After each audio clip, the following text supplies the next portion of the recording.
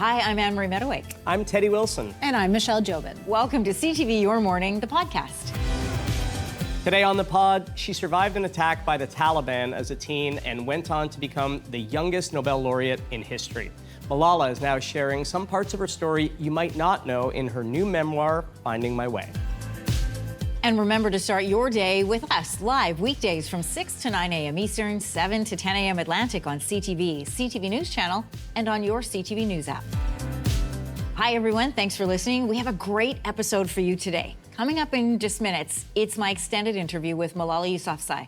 We chat about everything from her time at university at Oxford, her relationship with her husband, her relationship with her mom, and the work she's doing to make sure all girls have the right to an education, and how she balances being a heroic global figure while also having another side to her that not a lot of people know until now. Yeah, it's a really great conversation you had with her, very fascinating. We're also going to have my chat with comedian Paul Rablowskis to talk about the new season of his excellent series, Acting Good. That was a great chat. But first, we have a closer look at why coding might not be enough for the next generation of computer science graduates.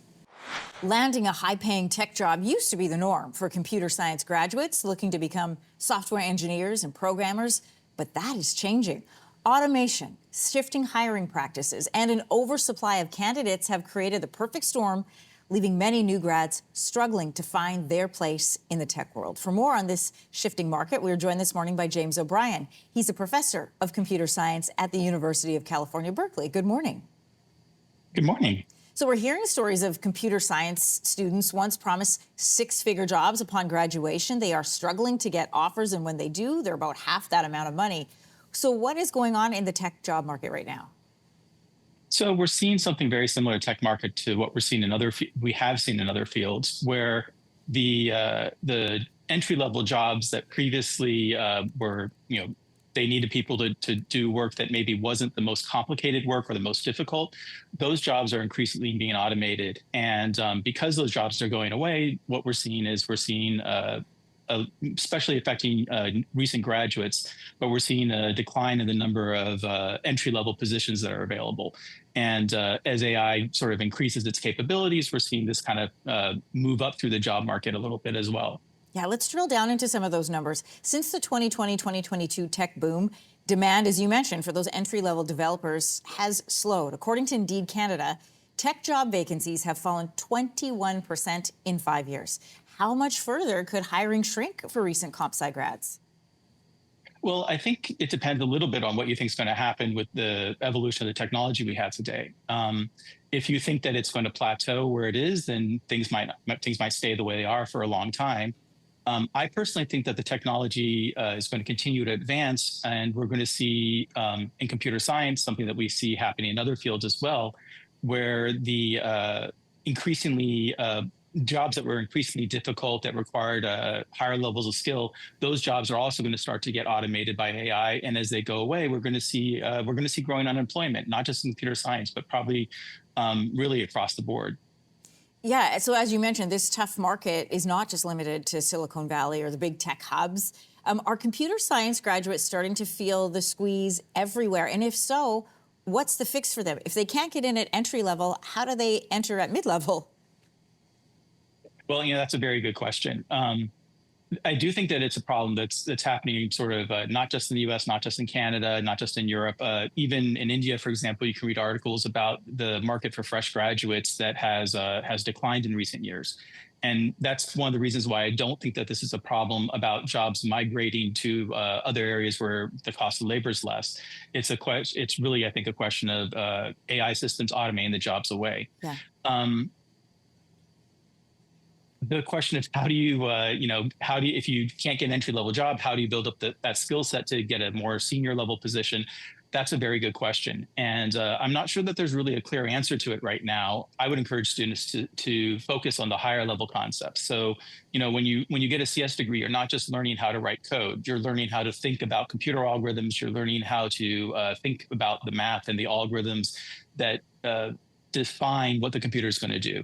And that kind of stuff is still in the domain of where humans are better than the AI systems. And so I would encourage students, don't just focus on learning low-level skills like how to write code in a particular language. but instead focus on learning the higher level concepts that are going to be useful, one, regardless of whatever computer language you're using, but also if you find yourself in a position where you're using AI to write code or to develop some system, that higher level knowledge is not what's being replaced today by AI. It's the lower level mechanic, the details of how to write the code, not deciding what the code should be doing in the first place. Fascinating conversation. A little bit scary, but good information to have. James O'Brien, professor of computer science at the University of California, Berkeley. Thanks for being with us. Have a great weekend. Pleasure being here. Thank you. 1.8 million Canadians live with ADHD. And while it is often recognized in childhood, as we know, many people are getting diagnosed later in life. And that can bring a sense of relief, but it can also come with a feeling of, what's next? Now, what do I do? This morning, mental health expert Kalissa Ngazi joins us to talk about self-care strategies. Good morning to you. Good morning. So good to have you on. So you were diagnosed with ADHD as an adult. What was it like hearing that diagnosis for you? It was like, okay, that tracks. Right. That makes sense. Right. You know, I was able to see ADHD characteristics in other people around me, but I wasn't able to see in myself until they said, no, for sure, you have ADHD. Was it a sense of relief in a way? It was, Yeah. because it kind of made me understand that what I thought was my normal made more sense, right? So the things that I was doing, the things that I was struggling with, okay, well, I have an ADHD brain, so it works differently than a neurotypical brain. So once you had that information and that knowledge, what did you do with it? What lifestyle changes did you make? Well, right away I thought, do I need medication? Do I need chemical intervention? And I tried it, and I think that there is, a proponent for that for a lot of people. For me, not so much. It was really setting boundaries. It was looking at how can I manifest a normal, quote unquote, life for myself with an ADHD lens. So a lot of strategies I needed to change in my day-to-day life. I want to walk through some of these strategies, something called body doubling. I haven't heard of this. What is this? So body doubling is, in essence, having someone there with you. So whether it's virtually or whether it's in person, they don't necessarily need to talk, but having them there in presence to kind of help you get through, writing a book, going through routines, things of that nature. It's having that presence that helps limit the anxiety that you might feel. You mean like physically having somebody with you? Yes. In every facet of your life? Well, not every facet of your life. Work? So maybe I'm going through something right now, Yeah. Some sort of trauma or something that's going on in my life. So I might call a friend and say, listen, I don't need a therapy session, but do you mind just kind of hanging out with me at home? Oh, We don't I see. necessarily need to talk, but having you there and having you present helps with my nervous system. Oh, so interesting. What about sensory kits? How do you feel about those? Right. So I don't know if you remember, about 3 or 4 years ago, like pop sockets were the rage. And fidget toys That's and right. all of those things. So having a sensory kit is really helpful when you're starting to feel overstimulated. So things like textured fabrics or chewing peppermint gum, maybe throwing in your earbuds, whatever it is, so that stimulation, it helps you with your emotional dysregulation. Peppermint specifically? Peppermint, because it kind of triggers something in your brain because it's spicy, right? Yeah. My kids call it spicy gum. Yeah. So, but everything is spicy with them. Everything is spicy. And what's funny is I actually identify as being neurospicy, so it works. Oh, that's so funny. Obviously, sticking to a routine can be quite challenging. So how can anchors help with that?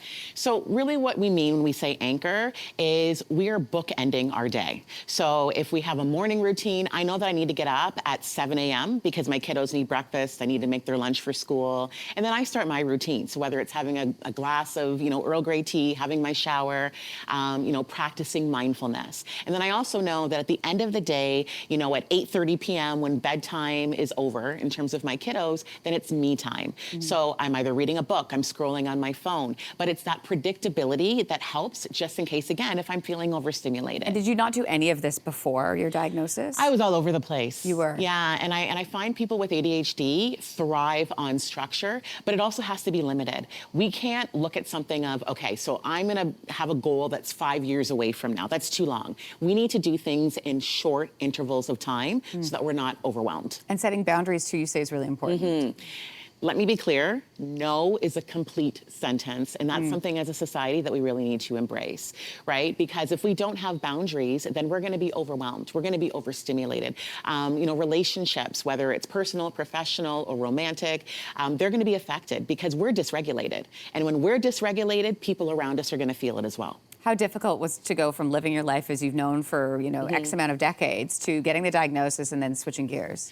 For me, it was quite easy because it was almost like an aha moment. And I felt a sense of calm. Okay, Calissa, now you have this label. What are you going to do with it? And how are you going to help everybody else in your life that might be dealing with it as well?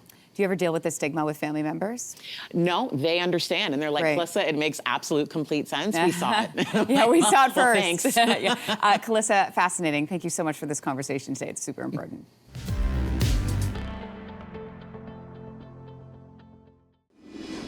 Two teenagers fall in love, but violence breaks them apart. And then years later, their romance rekindles, but at what cost?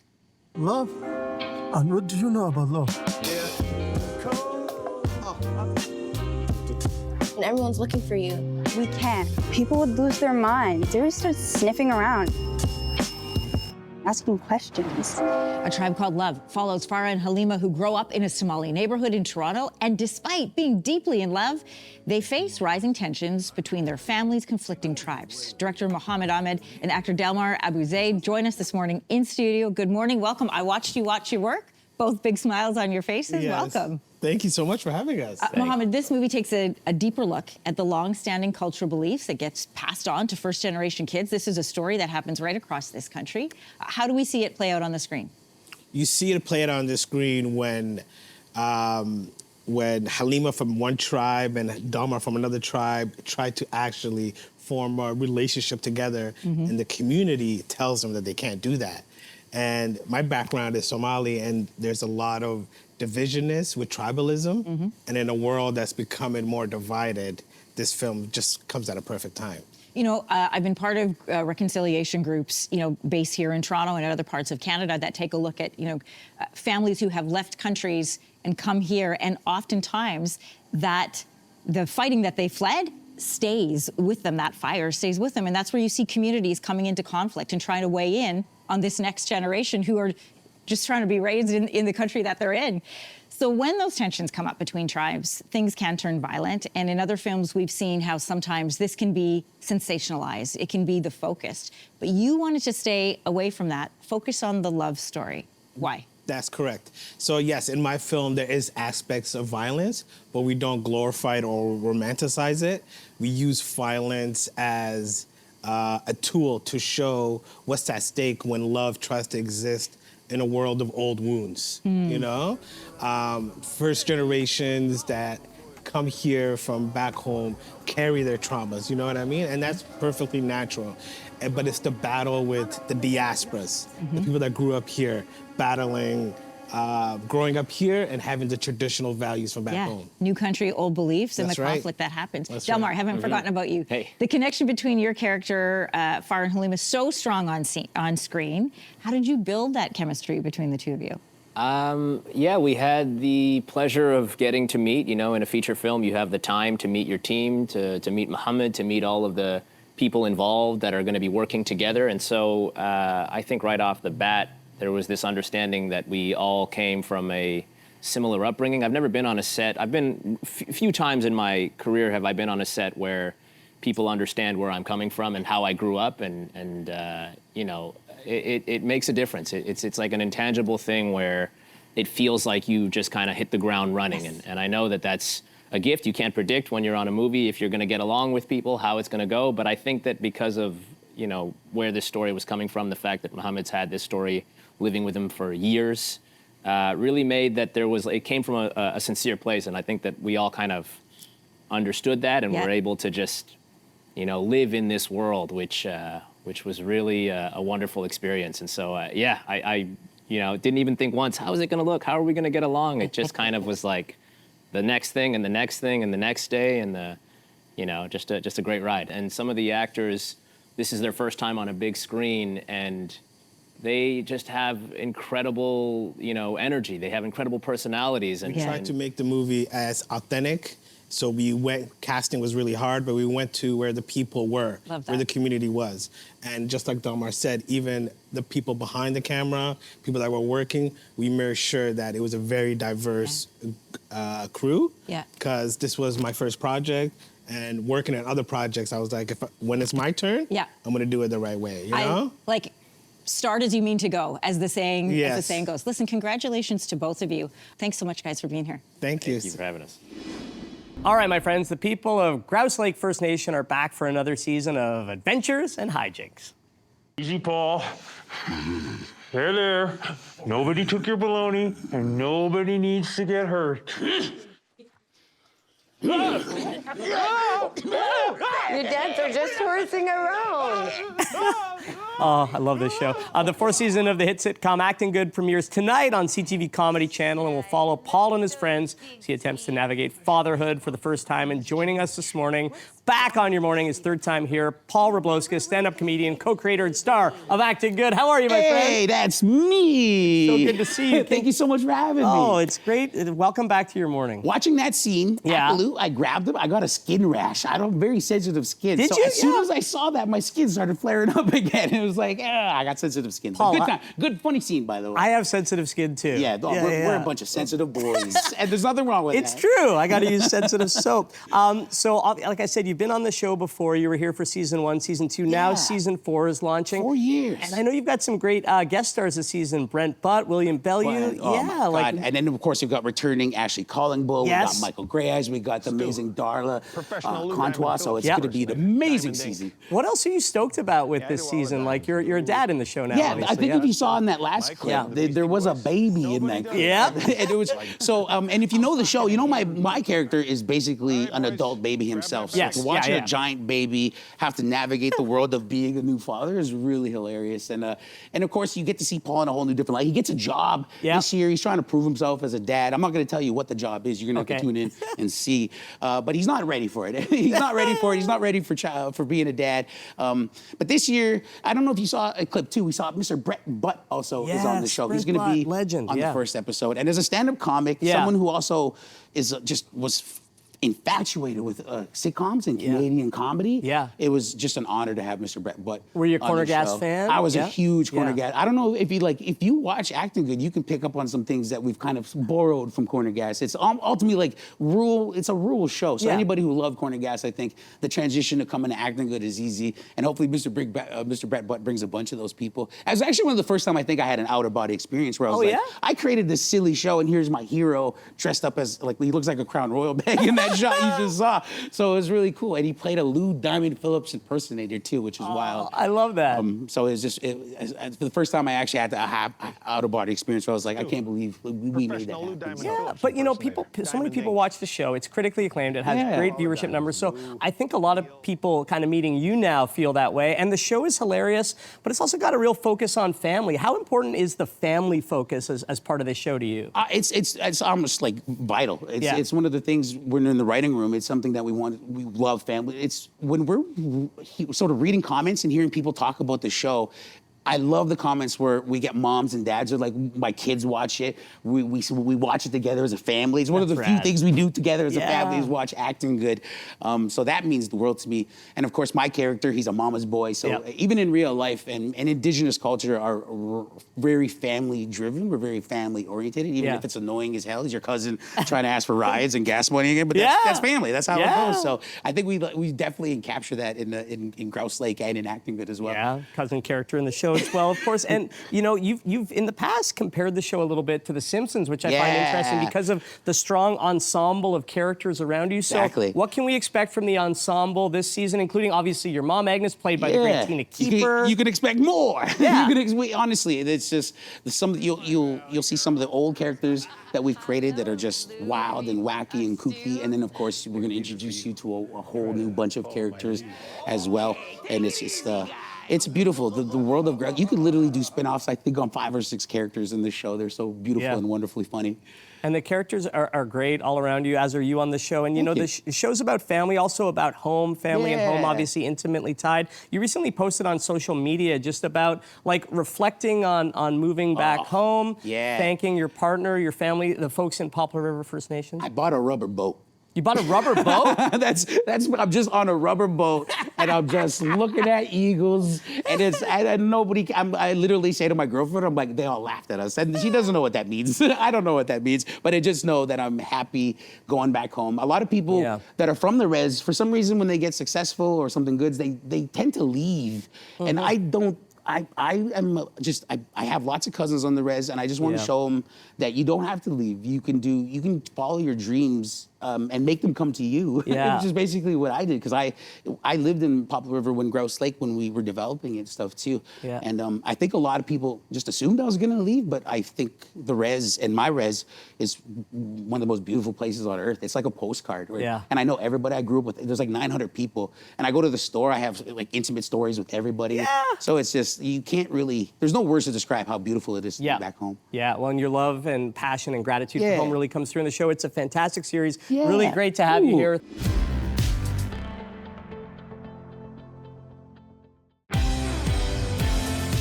You're listening to Your Morning, the podcast, where we bring you some of our best conversations from the show every week.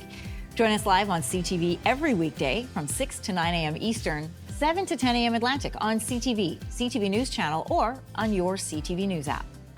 Malala, great to meet you. I want to start with the outside and the cover of this book. I love that this is almost like a physical representation of what you're trying to say. We have this image of you on the outside that everyone would instantly recognize, but you literally have to open the book to see the real you.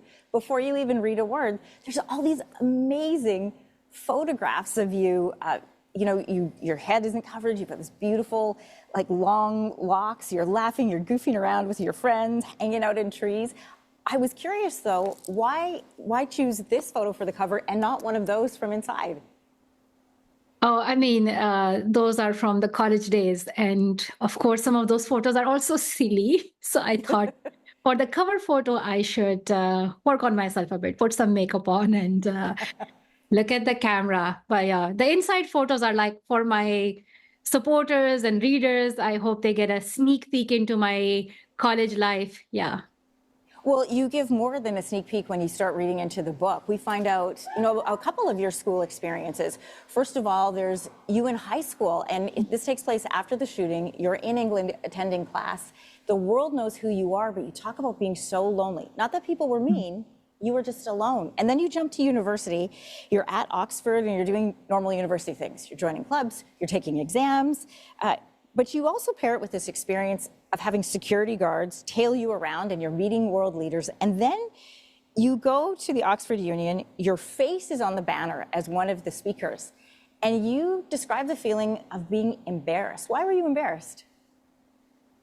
I wanted to introduce myself as any other student. So I did not want anybody to bring up anything about my work outside, Nobel Peace Prize, the attack, none of that.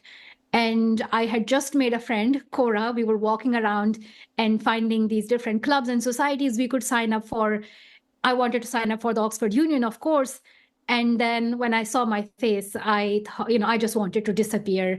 When you feel that, when people see that, they'll recognize you. And then there were like some students who recognized me, and then they started asking for photos.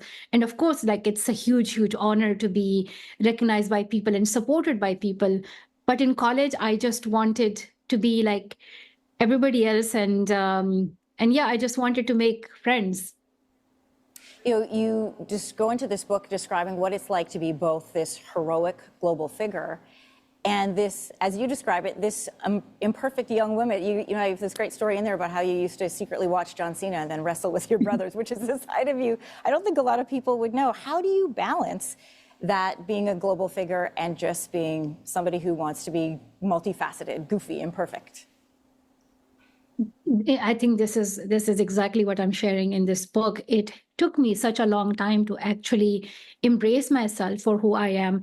Of course, I missed my childhood because of what was happening in the north of Pakistan, in my hometown, when the Taliban took over. I became an activist at age 11. I was attacked at age 15, and I had to move to a different country and take on this global activism for girls' education. And, I realized that the headlines I was seeing or the reception I was receiving made me into this saint-like figure who was supposed to live a life that were to meet everybody's expectations. So I thought not having friends or not feeling loved is a part of that. I was somehow internalizing it. At school in this new country in the UK, I was very alone, and by the end of it, I had only made like one best friend, and that was also by chance. So at college, I thought I will be a new student just like everybody else. And maybe this is an opportunity where I can see a bit of my younger self, and I can maybe relive my childhood. And I was so grateful that I found the right people who gave me that space of comfort. And I prioritized socializing over studying, but it was all truly worth it. And there are some, experiences that I am sharing with my readers, places where I got into trouble as well, or, nearly saved myself, climbing rooftops, to getting ghosted by my first crush, to nearly failing my exams. So this was all a part of me, and I wanted to be honest in what my college life was really like. You do a great job of sharing all of those stories, Malala. There are people who would say you're either too political or that you're not political enough. Where do you land now on this sense of obligation to say anything at all? I have been an activist for such a long time. And I actually have a vision. There's a change that I want to see happen in my lifetime, and that is every girl with the right to an education, that no girl is left behind. So I started a foundation, Malala Fund, that is committed to that. I am doing advocacy for that. I'm supporting local organizations in countries like Pakistan, Nigeria, Afghanistan, Ethiopia, to make that change happen. We have supported more than 400 activists, and this is the work that I want to continue. But at the same time, I know that there are lots of political issues. A lot is happening in the world that is heartbreaking, like truly heartbreaking. But I am not useful in expressing a political opinion. Where I can be most useful is when I bring the voices of girls forward and when I support activists. So this is exactly what I do. I bring attention to girls' education, to their stories, whether what's happening in Afghanistan, where girls are living under the Taliban's oppressive regime of a gender apartheid and they're banned from learning, or girls in Gaza whose schools have been bombed. I recently went to Egypt and met Palestinian refugees. I met with the girls, and their stories were heartbreaking, but they need our support and solidarity. So my focus is bringing attention to girls' education, their stories, and their voices. People globally would associate you with education, but you write in your book that you're actually a decent athlete. That's your word, not mine. Golf is your sport. You love pad thai. You love binge watching Love is Blind. That was a shocker. And you're very funny. You have a really wonderful sense of humor. What do you think people will be surprised to learn about you? I am adventurous. And I think because of now my husband's role in my life, a lot has changed. I have become more active in sports. And if anybody had asked me what my favorite thing to do was 3 years ago, I would have just said sitting. I love to take rest and sit down, but now I have allowed myself to experience new things. I'm playing new sports. I'm watching women's sports. That's something that I'm really passionate about, and I know that Canada is also very passionate about women's sports as well, from like ice hockey to basketball. And I think through sports we can promote gender equity and create more opportunities for girls to have a career in this field and to have this equal right to play. You've been very active on social media, and the couple of things that I was surprised to learn about you. One is that you have this obsession and love for pens, which we share. Like, you take them from hotels. I took this from the JW Marriott. I also collect and love pens. What are you using right now? What did you just hold up? Pens are everywhere. At this hotel, I'm staying at the hotel. I collected pens. Of course, you have to collect pens. Leave no pen behind. Yeah. Also, that your friends call you Mal's, which I thought was funny when the world knows you as iconically as Malala, and your friends call you Mal's. What are some other nicknames that you have? My friends' attention span is very, very short. So they said Malala is too long. Mal's is enough. My dad has always called me Jani, which means my beloved.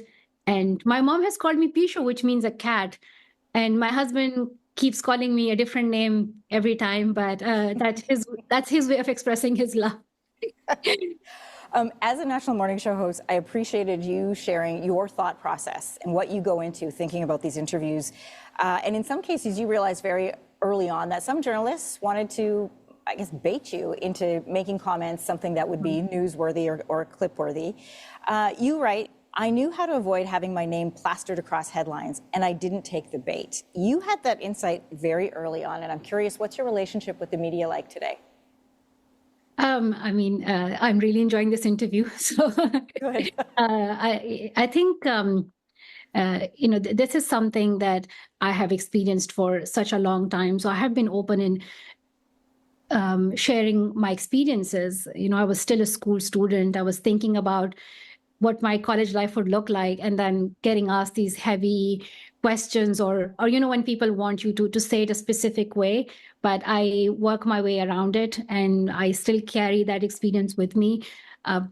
There's not much I can do about how people ask these questions, but there are like amazing and kind people as well, but I focus on what I want to bring attention to. More of my conversation with Malala in just a moment.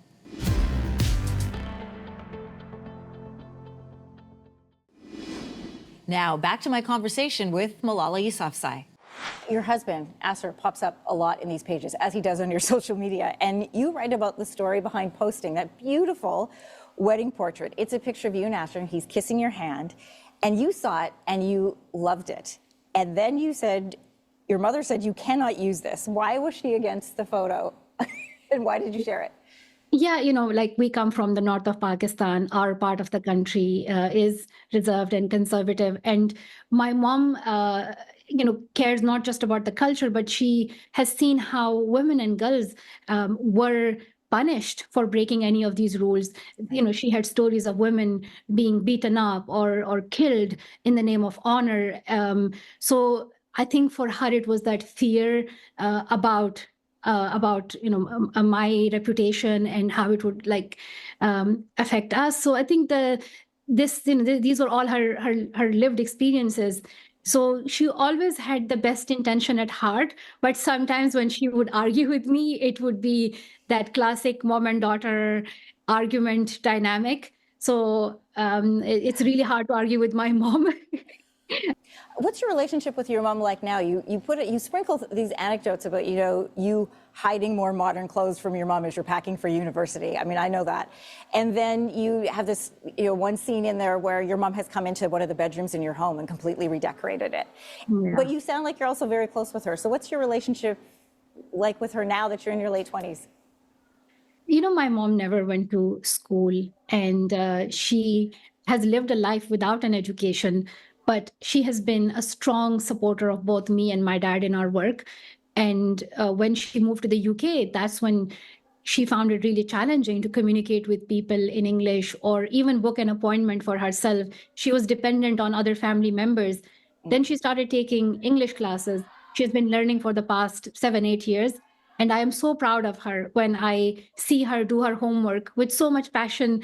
And I have never seen a student like her who loves homework.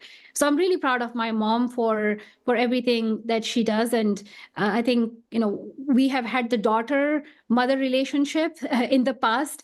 And I always would get into arguments with my mom. I was more of a, father's daughter, and I wanted to be like my dad because I thought he is such an amazing, supportive father. But, as I got older, I started reflecting on the journey my mom has had. And especially when I was considering marriage, I looked towards my mom and wondered, how did she decide to trust a man and move to a different place and restart a new life? So in a patriarchal society, a marriage is such a big decision for women.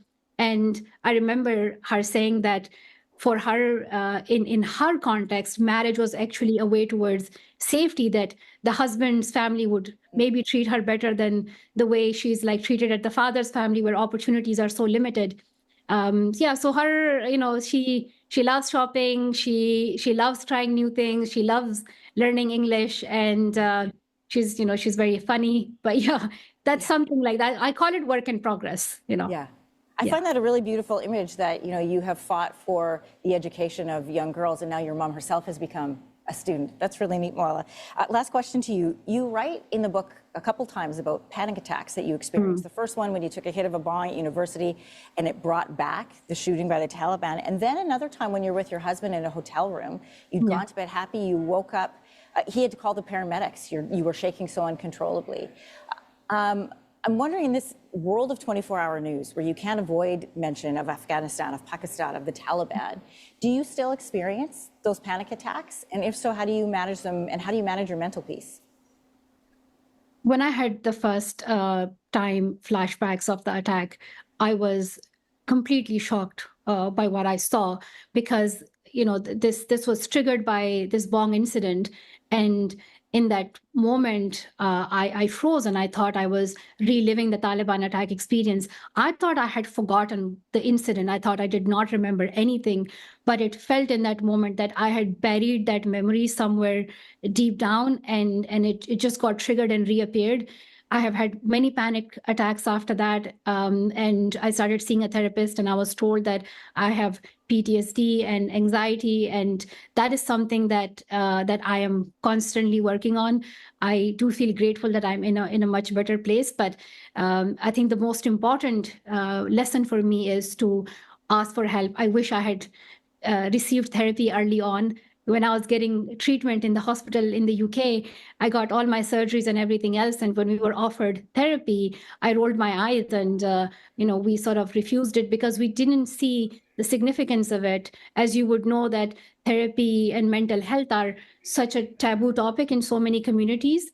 But I think, I'm sharing my story because I know there might be somebody out there who might be hesitant in considering it. I want to tell them that I felt exactly the same. I went through those feelings, but I'm so glad that I listened to my friends and I took their advice and I got mental health support and I started getting therapy. If you are thinking about it, don't give it a try, and always ask for help when you need it. Malala, thank you so much for your conversation today. You write about how you felt like your first part of your life was almost written for you. You are now writing this next chapter of your life. How do you want people to experience you now? I mean, I am just, I'm a whole character. I have a lot more to my life. Of course, I am an activist, and I want us to make a difference for girls. Every girl deserves the chance to be in school. No girl should be left behind. But I am also using all these other opportunities like storytelling and sports to make a real difference for girls. And at the same time, I'm just a person. I have two brothers, so I'm the normal elder sister. I've been listening to Taylor Swift's songs about the eldest daughter, so I'm like, I can fully relate to that. Yeah. And I love playing sports. I love going to the gym. I love weightlifting, and I'm funny. So I hope people enjoy all of that being reflected in the book. Listen, Malala, I don't share your love of Love is Blind, but I do share your love of pens. So from one pen lover to another, have a great morning. Thank you. Anne-Marie, this was such a great interview. I loved it so much, and I especially loved finding out more about Malala and more about you and her and your shared love of, let's say, collecting pens. So I discovered that it's not in her book, but it is on her social media, which if you start to follow her, you'll realize she's very funny. Yeah. And she really is passionate about, I think, about people finding out about the regular side of her. And she writes in her book about how, the world sort of wanted to paint this narrative of her as this almost saintly girl that had become this warrior. And she writes about how, I would get in trouble at school and I would, secretly watch John Cena videos and then wrestle moves with my brother. So there was this whole other side of her that she felt she didn't get a chance to express because it didn't sort of fit this global iconic image of her. Yeah, and that really came through in the interview, her sense of humor. Was that a big part of the book that shone through for you when you read it? Yeah, but you know what was also really interesting is the painful part she lived through that didn't have to do with her experience with the Taliban. So for example, she's 15 years old, she lives in a village, and like all 15-year-old girls, your friends are everything to you. Right. She has this experience, she's in a hospital in England. A lot of this is going on, this global awareness without her even knowing. So then she starts going to school in England. She doesn't have friends. She said it's not that people were mean to her, they just didn't connect with her. So while the world knew who she was, people didn't know her. Right. And how hard and challenging that was for her. She was the new kid. She was the new kid. Yeah. Anyway, there's so much more in the book. I love that you guys love the conversation, but the book has got a lot to say as well. And I'm glad that we got to share this conversation with all of you. We're so glad you joined us today. Yeah, and if you want more of these great conversations, don't forget to download or hit subscribe to Your Morning, the podcast. on the iHeartRadio app, or wherever you get your podcasts. And of course, we'd love for you to watch us live weekday mornings on CTV, CTV News Channel, or the CTV News app. Start your morning with us.